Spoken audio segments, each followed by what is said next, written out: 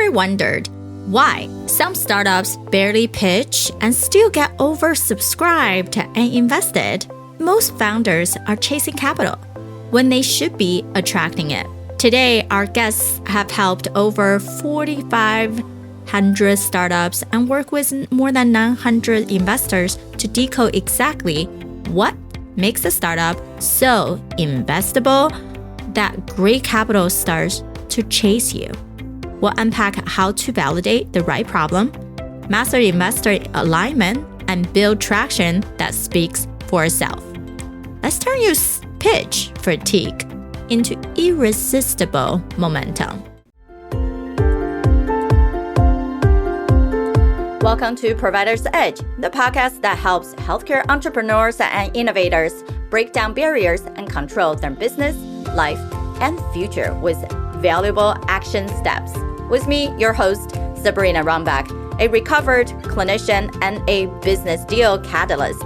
Let's rewrite the rules and create a positive social impact while increasing your profitability. Before we dive into today's expert conversation, I want to pause for a minute and talk directly to the innovators in the room, especially if you're preparing for a raise or aim to land a pivotal partnership this year. Your pitch isn't just a story, it's a strategy. And if you're still guessing what investors or decision makers want to hear, you're already behind. That's exactly why we built Pitch to Yes. We don't just critique your pitch, we co-create it with you. You will walk away with a persuasion scorecard and a written pitch that turns attention into action. Apply at pitchtoyes.com. Now let's dive into today's conversation.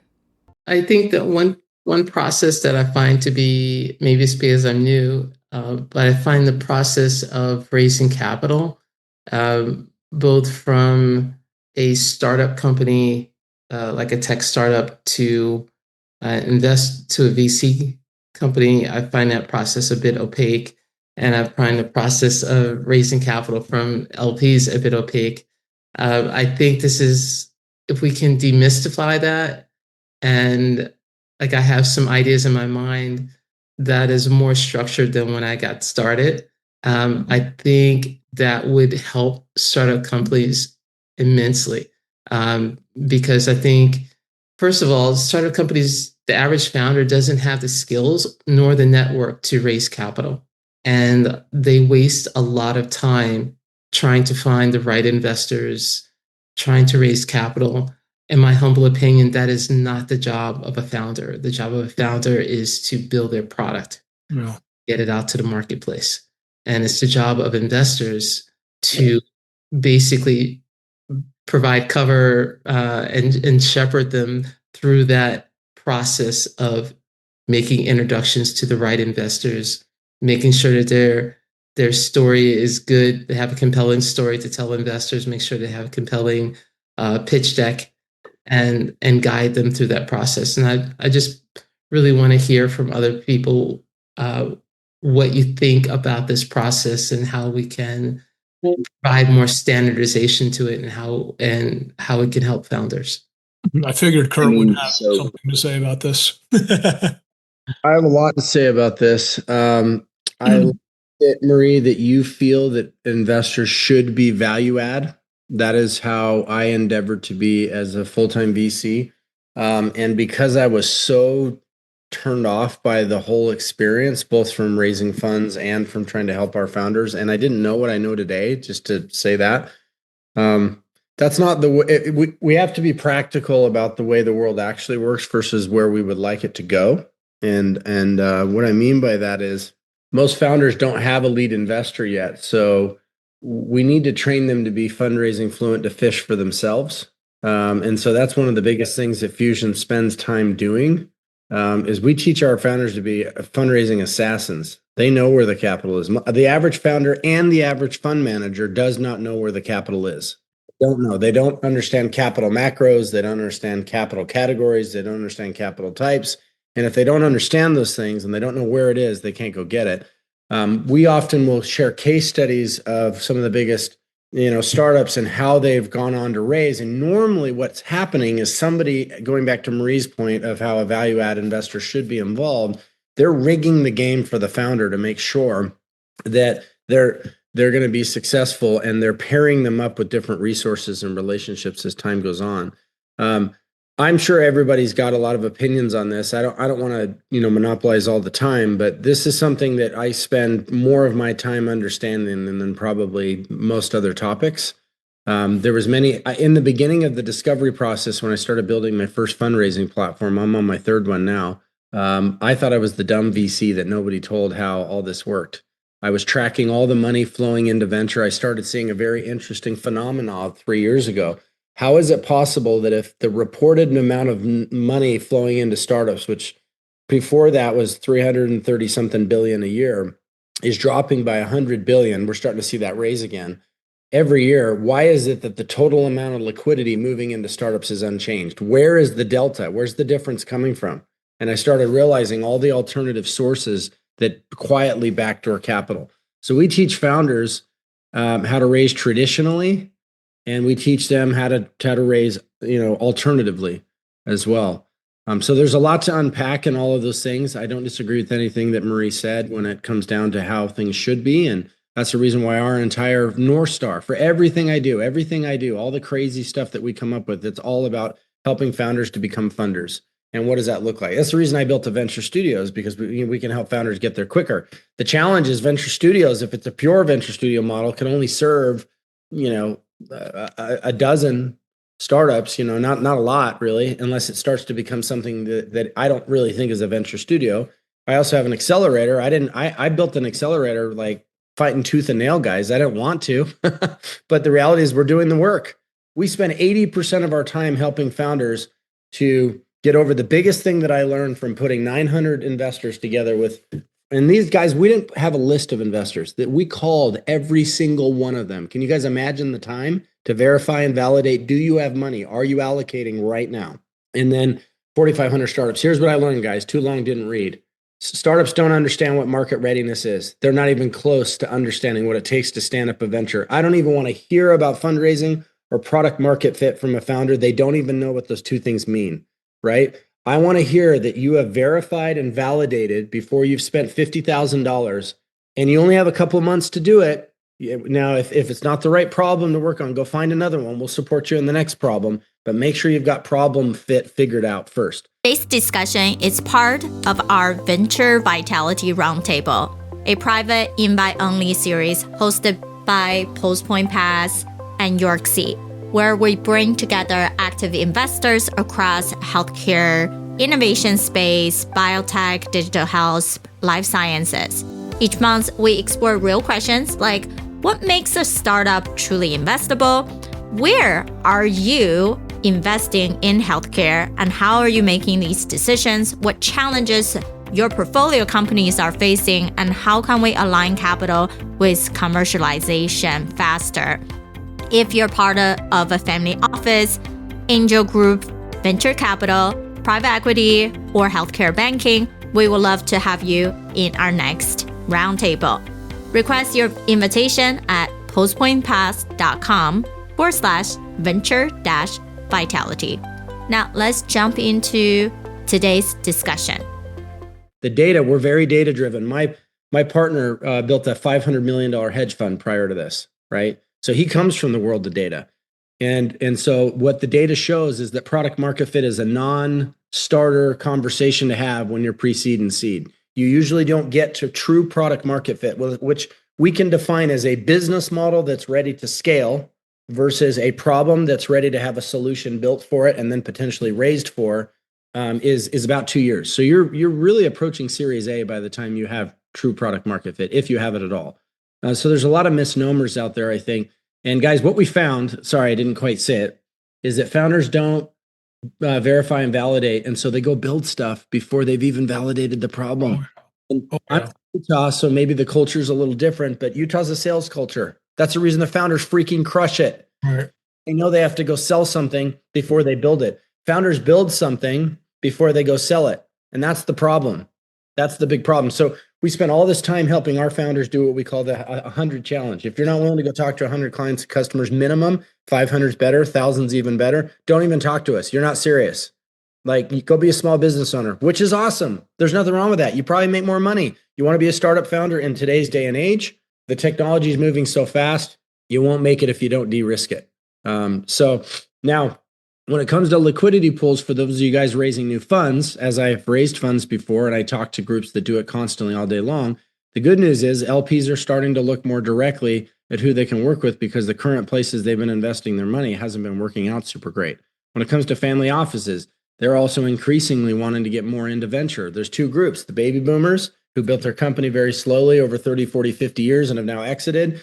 They're a little different. They're more likely to give you guys money than to go do it on their own. The next generation, like myself, the millennials, they want to build this stuff inside their family office, because they know they've got a longer time in market, to be doing this stuff. They're not as likely to hand money to a fund manager. They're more likely to say, I need it, or they're partner maybe with you guys to launch a fund of some kind, right? And the family office world is all over the place. People like talk about it like it's like one monolithic thing, but it's like, okay, how many of these founders are wildcats? All of them. So why would they all be the same? They're all completely different.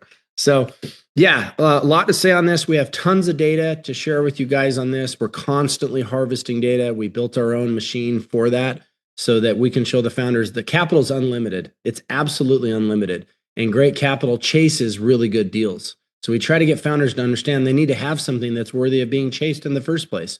So we're really, really tough on the way that they learn to pitch. We don't believe in pitch decks. I think pitch decks are a joke. It doesn't mean that you shouldn't have them, because it's the currency of the majority of the world. You want to know what I want to see from a founder? A 2-minute video pitch with no decks, no slides. I know if you know what the hell you're talking about. I know if I can send you somewhere to like to buy, and that you're going to make sure you make the most of that opportunity, because you're so dangerous. You can pitch anywhere to any person, anytime, anywhere. I already said that twice. So that's just a couple of comments that I have on that. If you build it, they won't come. That's right, Mark. There's very few, and unless you've got a go-to community strategy, which is something else that we really teach about. I've seen it again and again, working over like several startups. I mean, that article was an MIT Sloan review. I remember reading it, like, God knows, in like the early 90s when I was working for IBM, and just like again and again, people just kind of create stuff. And yeah, you're so right, Kurt, that and this is kind of what I've done for startups is, you got to get out there and just really talk to everybody, interview, like kind of stuff we did at Gartner, go to market, interview, questions, interrogate the market we would use, find out if people really care about it, that you've got something unique to bring, get them as sponsors. What would it take for a proof of concept, and and just kind of make sure you're building to real customer needs.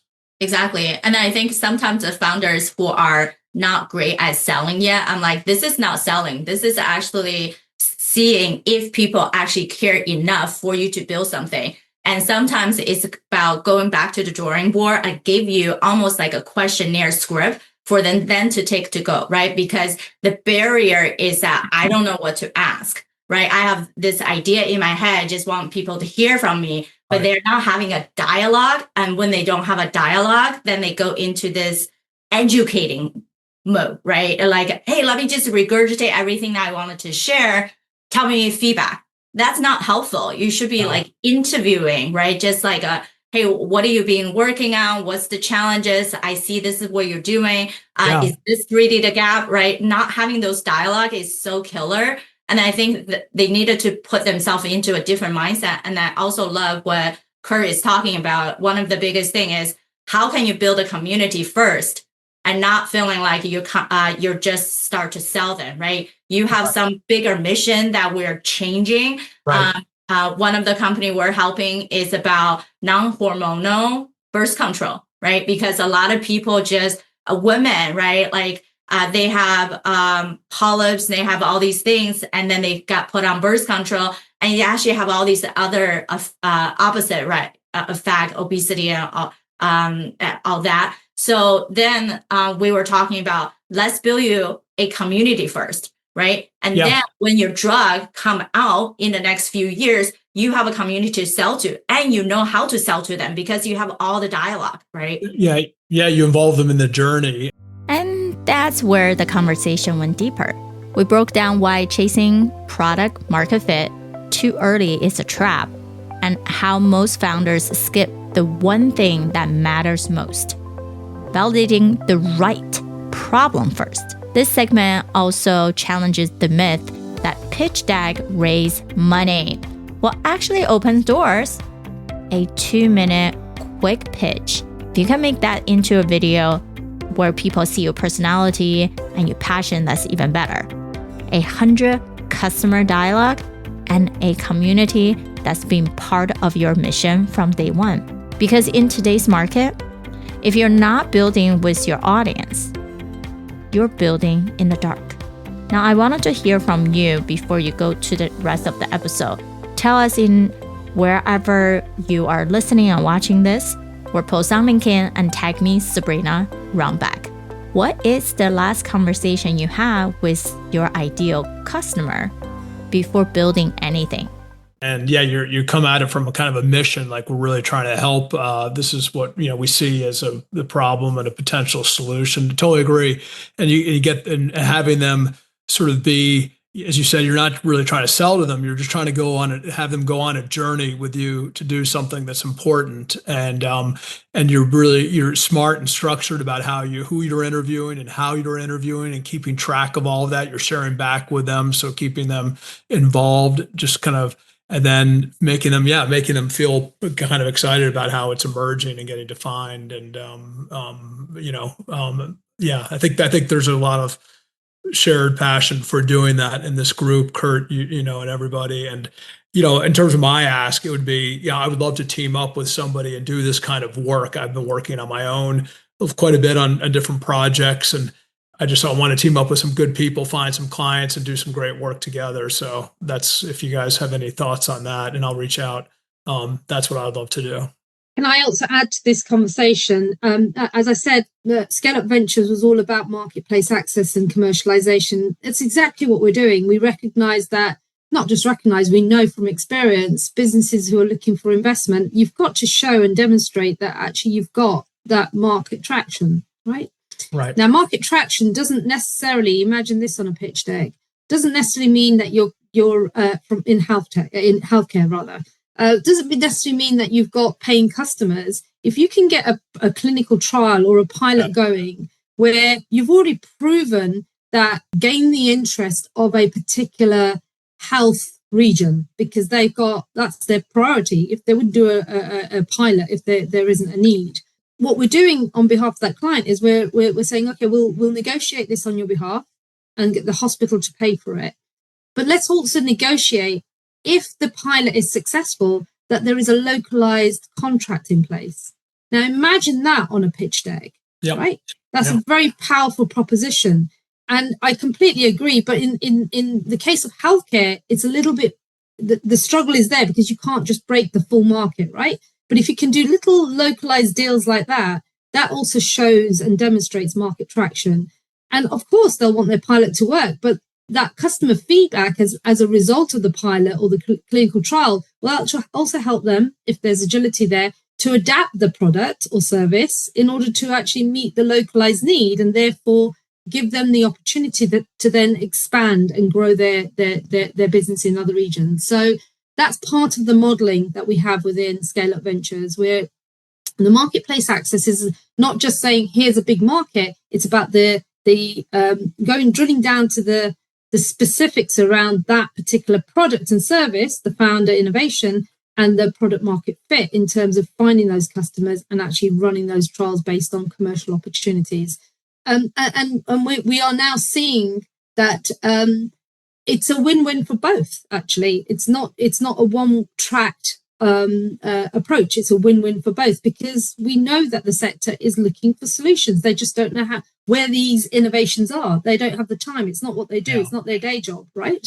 And then in terms of the conversation here today, it does help in terms of that pitch deck and that proposition to the potential investor community. So just wanted to add that. Appreciate it. Marie, what do you think from all the little chime-ins?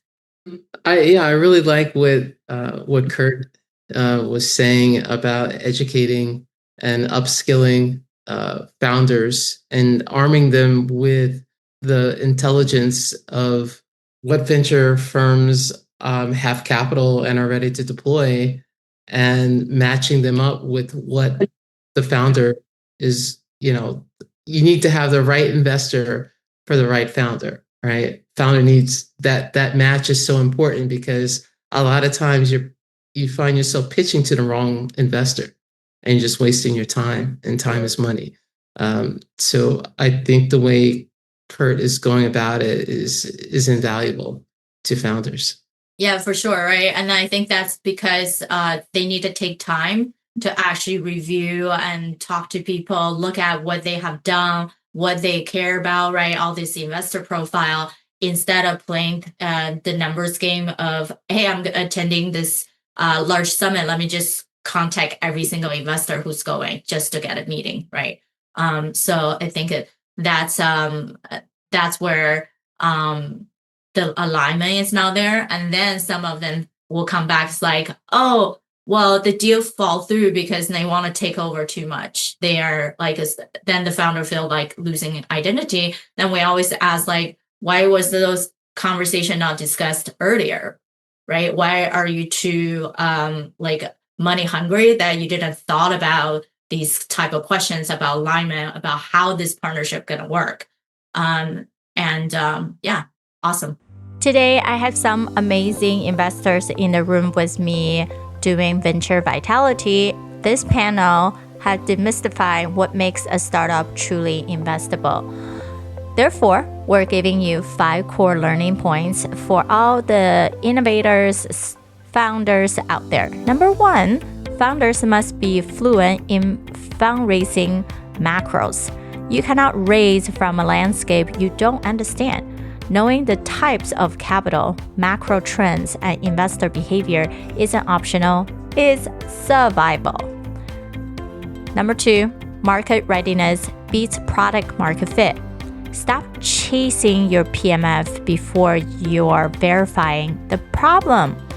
Founders must de-risk by validating the problem first, not just building the solution. Number 3, community is a pre-sale strategy. If you build a mission-first community before launching your product, you're not just warming up leads. You're creating your future evangelists. Number 4, pitch deck are dead weight without story. A polished pitch deck doesn't raise capital. A powerful 2-minute video does. Clarity, conviction, and proof of problem validation win the room. Number 5, local pilots equal scalable traction. In healthcare innovation, traction doesn't always mean revenue, especially you are pre-seed. What people are looking for is that you have a clear plan and then you are able to meet your milestones. Strategic pilots with hospitals or trials that show interest and commitment, that's your way in. So my question for you today is, if you had to explain your mission in 2 minutes with no slide, could you be able to say it right now? If not, perhaps write them down and share with us. We'd love to hear you at our Pitch to Yes workshop. Thank you for tuning in to Provider's Edge podcast. We hope you enjoy our latest episode and found the insights and tips helpful. We'd love to hear your feedback on the show and learn what topics you'd like us to cover in the future. So please take a moment to leave us a review on your favorite podcast platform and let us know what you think. Your feedback is essential to help us improve the show and provide you with the content you need to take your healthcare business to the next level. Thank you for your support, and we look forward to hearing from you soon.